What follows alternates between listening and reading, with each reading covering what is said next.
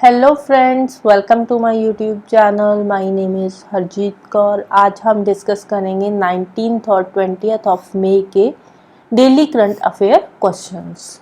तो अगर आपको इस पर्टिकुलर लेक्चर की पीडीएफ चाहिए तो उसके लिए आप मेरा टेलीग्राम चैनल भी ज्वाइन कर सकते हो, जिसका लिंक आपको नीचे डिस्क्रिप्शन बॉक्स में मिल जाएगा। तो शुरू करते हैं। आज का फर्स्ट क्वेश्चन है, Nobel prize winning Alice Munro who dies recently is from which country? Recently Alice Munro ji का 92 ईयर्स की एज में देहांत हो चुका है, डेथ हो चुकी है। तो ये कौन सी कंट्री की थी? And she is from Canada. Alice Munro कौन सी कंट्री की थी? कनाडा की थी, राइट। 92 ईयर्स की एज में रिसेंटली इनकी डेथ हो चुकी है। इसके अलावा इनको कैनेडास चेखोव के नाम से भी जाना जाता है, कैनेडास चेखोव, राइट। 2009 के अंदर इन्होंने मैन बुकर इंटरनेशनल प्राइज भी जीता था। इसके अलावा she was the first women from Canada who wins Nobel prize for literature in 2013। 2013 के अंदर इन्होंने नोबेल प्राइज जीता था लिटरेचर में, और ये कनाडा की फर्स्ट वुमेन बनी थी जिनको नोबेल प्राइज दिया गया था लिटरेचर के फील्ड में। ओवरऑल अगर हम बात करें तो ये 30th वुमेन है जिनको नोबेल प्राइज मिला है लिटरेचर में, लेकिन कनाडा की फर्स्ट वुमेन है, right. Next, what is the average length of solar cycle? Solar cycle की एवरेज लेंथ कितने ईयर्स की होती है?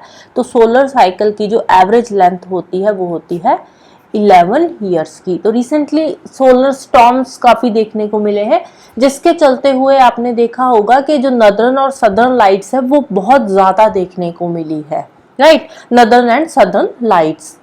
तो अब सोलर साइकिल उसी के अंडर आता है। जब सोलर साइकिल का मिड होता है तो उस टाइम पे सोलर साइकिल के मिड में 11 ईयर्स का सोलर साइकिल होता है, तो इसके मिड में जो सोलर स्टॉर्म्स है वो बहुत ज्यादा आते हैं। तो रिसेंटली सोलर स्टॉर्म देखे हैं। और ये जो नदर्न और सदर्न लाइट्स का फिनोमिना है ये क्या है? अब देखो, जब सोलर स्टॉर्म्स आते हैं तो उस टाइम पे अब अर्थ जो है, हमारी अर्थ के आसपास है मैग्नेटिक फील्ड, जिसकी वजह से ये जो सोलर की जो रेस होती है, सोलर स्टॉर्म्स जब आते हैं तो ये अर्थ को हिट नहीं करते। तो अर्थ का जो नदर्न पोल है और सदर्न पोल है, तो यहाँ से ये जो होते हैं सोलर स्टॉर्म्स जो निकल कर गुजर कर जाते हैं, तो यहाँ पे हमें नदर्न और सदर्न लाइट्स देखने को मिलती है। तो अर्थ का मैग्नेटिक फील्ड है यहाँ पे, तो मैग्नेटिक फील्ड की वजह से क्या होता है, जो सोलर स्टॉर्म्स है ये अर्थ को हिट नहीं करते। जब सोलर स्टॉर्म्स आते हैं तो ये नदर्न और सदर्न साइड पे ये टच करके अर्थ को आगे क्रॉस कर जाती है, ये जो सोलर फ्लेयर्स होती है, राइट। जो सोलर फ्लेयर्स आती है तो ये क्या करती है, ये नदर्न और सदर्न पार्ट को टच करके यहाँ से गुजरती है, जिसकी वजह से ये नदर्न लाइट और सदर्न लाइट्स का फिनोमेना हमें देखने को मिलता है, राइट। नदर्न लाइट्स को क्या बोलते हैं? अरोरा बोरियालिस, और सदर्न लाइट्स में आ जाता है अरोरा ऑस्ट्रेलिस, राइट। तो इसकी वजह से हमें नदर्न और सदर्न लाइट्स का फिनोमेना देखने को मिलता है। तो इसी के अंडर सोलर साइकिल भी आ जाता है कि सोलर साइकिल के मिड में जो स्टॉर्म्स होते हैं वो ज्यादा, थोड़े इनकी इंटेंसिटी ज्यादा होती है, ज्यादा इंटेंस होते हैं, तो यहाँ पे जो हमें लाइट्स है वो ज्यादा देखने को मिलती है। तो सोलर साइकिल होता है 11 ईयर्स का, राइट। तो ये क्वेश्चन दोबारा से यहाँ रिपीट हो रहा है। तो अब हमारे जो सैटेलाइट्स है उसकी वजह से वो भी थोड़े बहुत तो डिस्टर्ब होते ही है। जैसे कि हमारा सैटेलाइट है आदित्य L1 हो गया, चंद्रायन 2 हो गया, इन्होंने ये जो इंटेंस सोलर स्टॉर्म्स है इनको कैप्चर किया है। जो हमारे सैटेलाइट्स है, हमारे सैटेलाइट्स ने इन सोलर स्टॉर्म्स को रिसेंटली कैप्चर भी किया है। तो कौन से दो सैटेलाइट्स है जिन्होंने इन सोलर स्टॉर्म्स को कैप्चर किया है? तो आदित्य L1 एंड चंद्रायन 2। इसके अलावा हमारा जो जीपीएस सिस्टम है, क्योंकि इंटेंसिटी ज्यादा थी जिसकी वजह से हमारा जो जीपीएस सिस्टम है वो भी थोड़ा डिस्टर्ब हुआ है, right. Next, which bank became the trading partner of IIBX gift city Gujarat? IIBF gift city Gujarat का ट्रेडिंग पार्टनर बना है। तो कौन सा बैंक है जो IIBX गिफ्ट सिटी का ट्रेडिंग पार्टनर बना है? तो बैंक का नाम है SBI। SBI इंडिया का फर्स्ट बैंक है जो कि IIBX गिफ्ट सिटी गुजरात का ट्रेडिंग पार्टनर बना है। IIBX क्या है? IIBX की फुल फॉर्म है India international bullion exchange, right. Next है India skill 2024 inaugurated in. India skill 2024 ये कहाँ पे इसकी इनॉग्रेशन हुई है? तो इसकी इनॉग्रेशन हुई है न्यू दिल्ली के अंदर, राइट। तो यहाँ पे जो इंडिया के अलग अलग फील्ड से, जैसे कोई IIT से आ रहा है, कोई इंजीनियरिंग फील्ड से आ रहा है, अलग अलग फील्ड से लोग आते हैं, उनको यहाँ पे ट्रेनिंग प्रोवाइड की जाती है। कौन ट्रेनिंग प्रोवाइड करता है? इंडस्ट्री एक्सपर्ट्स इनको ट्रेनिंग प्रोवाइड कर रहे हैं और इनको आगे प्रिपेयर किया जा रहा है। किसके लिए प्रिपेयर किया जा रहा है इनको? वर्ल्ड स्किल कंपटीशन के लिए, राइट। तो इसके लिए इंडिया स्किल 2024 हुआ है, तो उसके जो विनर्स हैं उनको अब ट्रेनिंग दी जाएगी, राइट। इंडिया स्किल 2024 जो हुआ है उसके जो विनर्स है, इंडिया स्किल 2024 के जो विनर्स है उनको अब ट्रेनिंग दी जाएगी, इंडस्ट्री एक्सपर्ट्स के द्वारा ट्रेनिंग दी जाएगी और उनको आगे जो वर्ल्ड स्किल कंपटीशन होना है उनके लिए तैयार किया जाएगा। अब ये जो वर्ल्ड स्किल कंपटीशन है ये कहाँ पे होगा? ये फ्रांस के अंदर हो रहा है, फ्रांस लियोन में हो रहा है सितंबर 2024 में। इसी साल सितंबर में ये होने जा रहा है वर्ल्ड स्किल कंपटीशन, राइट। तो यहाँ पे 70 कंट्री से भी ज्यादा रिप्रेजेंटेटिव आएंगे, तो उनके बीच में वहां पे कंपटीशन होगा। उस कंपटीशन के लिए अब इनको आगे प्रिपेयर किया जाएगा, राइट। तो यहीं पे एक न्यू कंपटीशन इंफॉर्मेशन सिस्टम भी इंट्रोड्यूस किया गया है जिसका नाम है कुरेंशिया। नाम क्या है? कुरेंशिया। नेक्स्ट है Google art and culture launches digital exhibition. Exhibition का नाम क्या है? Millets seeds of change. तो ये जो मिलेट्स सीड्स ऑफ चेंज ये जो एग्जीबिशन है ये कहाँ पे लॉन्च हुआ है? ये लॉन्च हुआ है न्यू दिल्ली के अंदर, राइट। दिल्ली में कहाँ पे? कृषि भवन में। दिल्ली में कृषि भवन में इसको लॉन्च किया गया है। किसने ये एग्जीबिशन लॉन्च किया है? गूगल आर्ट एंड कल्चर ने लॉन्च किया है, राइट। तो ये भी इंपॉर्टेंट है, गूगल के किसने लॉन्च किया है? गूगल आर्ट एंड कल्चर ने लॉन्च किया है। एग्जीबिशन का नाम क्या है? मिलेट्स सीड ऑफ चेंज इसका नाम है। और कहाँ पे ये लॉन्च किया गया है? कृषि भवन दिल्ली के अंदर इसको लॉन्च किया गया है, राइट। नेक्स्ट है which Indian actress featured on the list of global disruptors 2024 by Deadline Hollywood magazine. Hollywood magazine है जिसका नाम है डेडलाइन। मैगजीन का नाम क्या है? डेडलाइन। डेडलाइन के अंदर एक ग्लोबल डिस्ट्रप्टर्स लिस्ट आती है और उस लिस्ट के अंदर इंडिया की एक एक्ट्रेस का नाम देखने को मिला है। और कौन सी एक्ट्रेस है? एक्ट्रेस का नाम है दीपिका पादुकोण।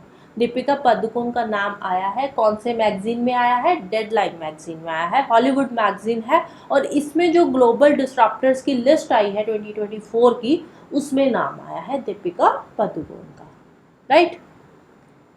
नेक्स्ट है hepatitis A outbreaks in which state of India. Hepatitis A वैसे तो इतनी डेडली डिजीज नहीं है, बट स्टिल इसकी वजह से काफ़ी डेथ्स देखने को मिली है एक स्टेट के अंदर जिसका नाम है केरला। तो केरला में हेपेटाइटिस ए का आउटब्रेक हुआ है जिसके चलते हुए 12 डेथ्स हो चुकी है अभी तक, राइट।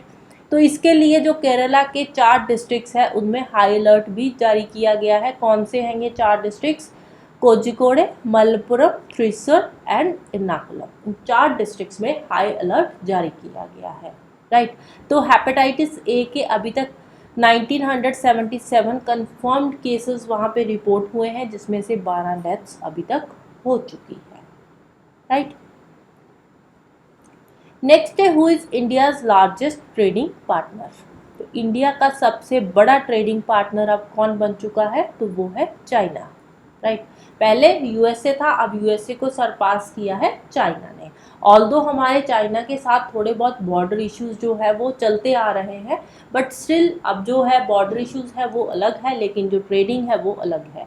तो चाइना इंडिया का लार्जेस्ट ट्रेडिंग पार्टनर बन चुका है, राइट। सरपास कौन सी कंट्री को किया है? यूएस को किया है। बहुत ही स्मॉल मार्जिन से आगे गया है, but still largest trading partner बन चुका है।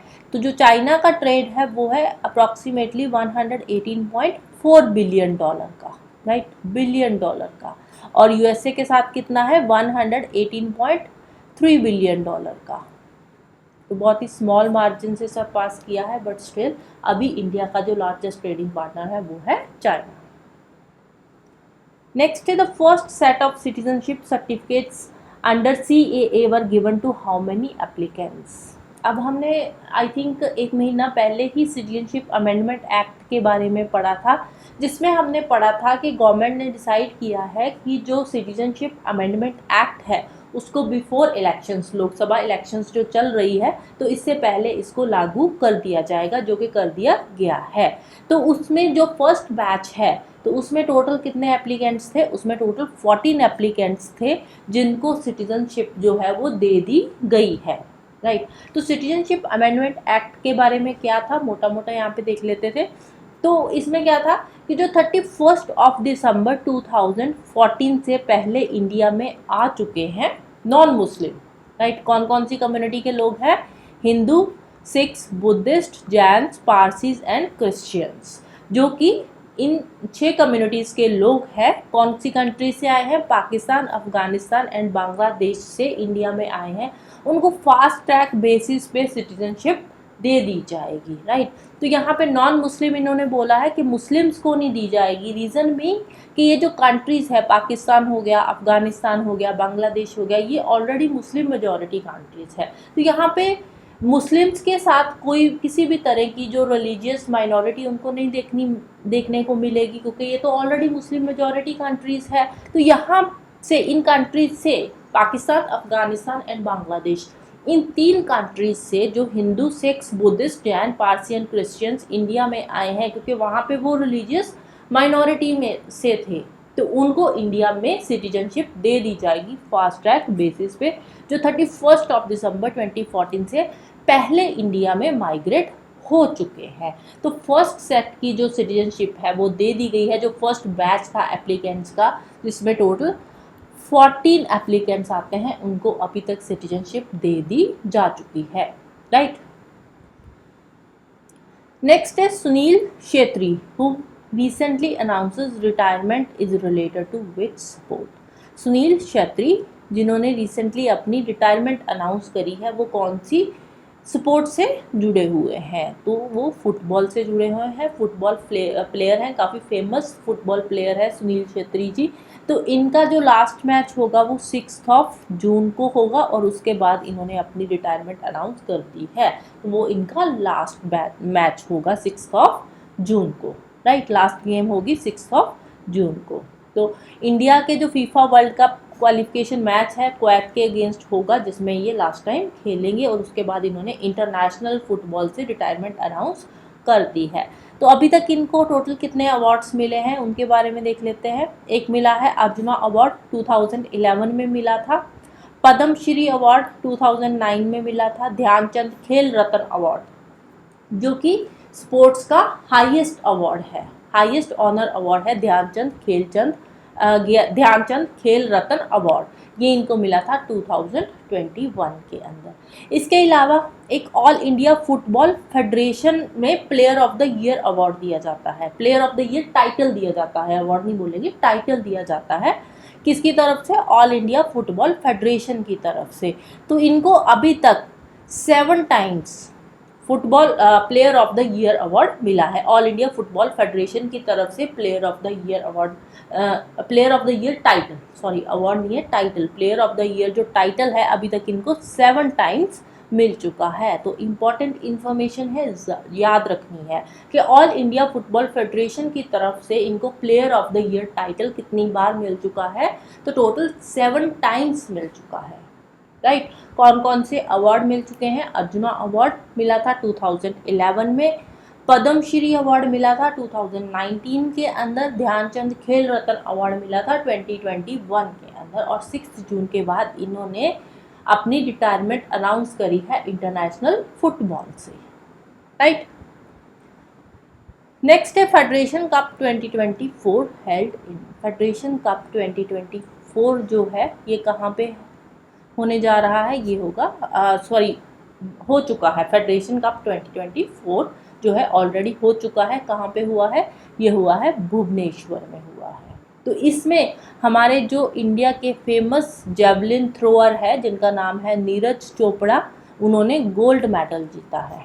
राइट, हमारे जो काफ़ी फेमस जेवलिन थ्रोअर है नीरज चोपड़ा जी, उन्होंने इसमें फेडरेशन कप में गोल्ड मेडल जीता है। राइट, जेवलिन थ्रोअर क्या होता है, जो भाला फेंकते हैं। तो उसमें इन्होंने कितनी दूरी तक भाला फेंका है, 82.27 मीटर की दूरी तक इन्होंने थ्रो किया है।